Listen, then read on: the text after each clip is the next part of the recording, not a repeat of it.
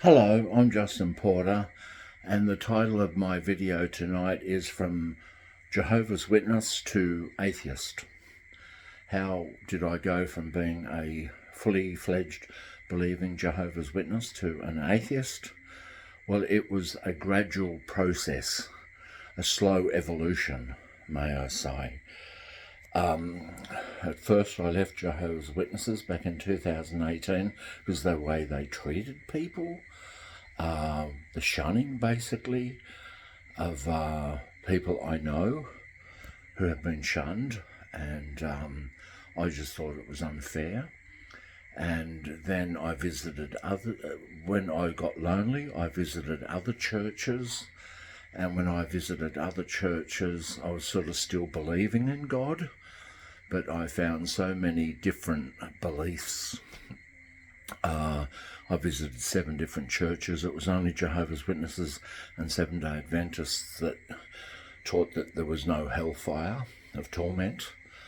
They all had the attitude of, we're the right one because we do the A, B and C, and the other churches don't do A, B and C, like ticking boxes. I noticed the 7 different churches that I visited. The Catholic Church, they said, well, we're the original church. The Seventh-day Adventists said, well, we don't drink alcohol and we keep the Sabbath, the Sabbath. The Baptists thought they were the right one, and the Pentecostals thought they were the right one because they speak in tongues. So they're all conflicting with each other, not in complete harmony with each other. And then I started studying evolution. May I say, before I started studying evolution, I started to look into mythology, other resurrection gods, like the Egyptian god Osiris, who rose from the dead, and the Roman god Mithras, who rose from the dead, born of virgins, eating bread and beer or wine representing their body and blood. I learnt about the Epic of Gilgamesh, another flood story that predates the Bible. I learnt about Zoroastrianism, which it was before Judaism. Before the Old Testament, there was Zoroastrianism, which is very similar.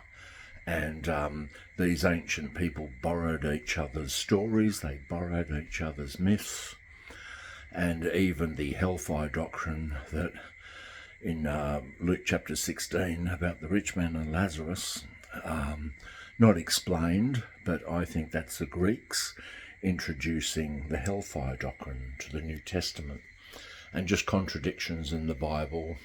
And then I started to look at evolution. I highly recommend you watch the video Why Evolution is True by Jerry Coyne. Also Richard Dawkins, evolutionary biologists. Look up documentaries on fossils. We have all the different skulls of all the different pre-humans, our ancestry. And recently studying biology, evolutionary biology, you can't help being led to atheism. And now I'm an atheist now, and I don't believe in God, and also don't believe in life after death. I believe this is the only life we get, and that's reality. And some people want to believe in God if that gives them comfort, but I'll always go with the truth, wherever the truth will lead me.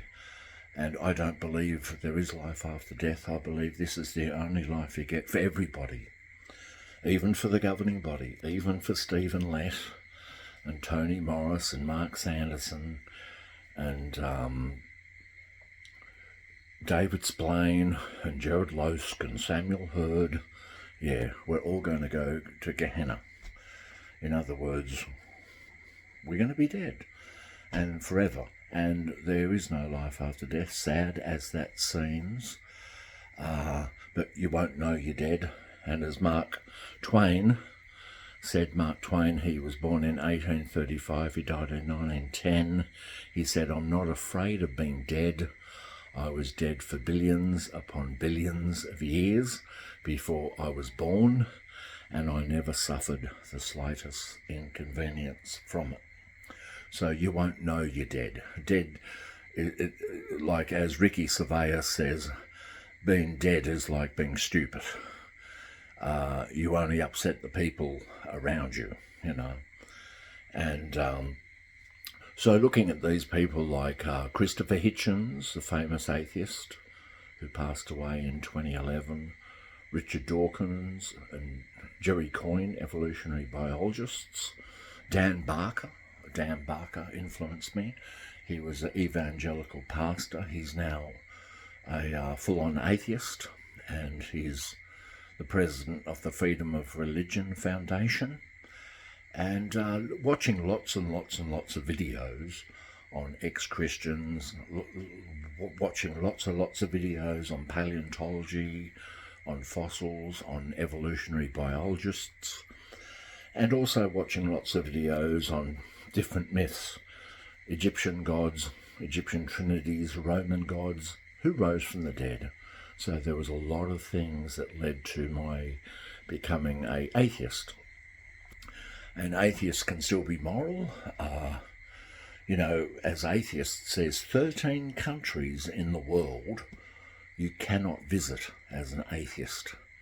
You would be, the 13 countries on earth you would never want to visit as an atheist. Mainly they're Muslim countries. And so here in Australia, it's pretty good you can come out as an atheist in Australia. And I bump into a lot of people who are atheists. Oh, you're an atheist? Oh, I'm an atheist too. And I'll have a yarn to them on why I'm an atheist, and they'll say, yeah. A lot of people I meet were always atheists. My big sister Lisa, who died in 1994 at the age of 36, she was always an atheist. My brother was an agnostic, and agnostics too. And I'm a little bit agnostic. I'm not 100%, but 99% sure there is no God and there is no life after death, because we just have to look at reality of life. And as an atheist, life has become so much more precious and valuable. I don't want to lose my life in a war, so why fight other humans? Because there's no heaven. So when you fight other people in a war, there is no heaven to go to. And religion has used the afterlife to get young people, young men, to fight. If you die, you'll go to heaven. You're a Christian soldier. You die, you go to heaven. Little kids get killed in war. The priests say if there are Christian parents, their children will go to heaven. But as an atheist, life becomes a lot more valuable.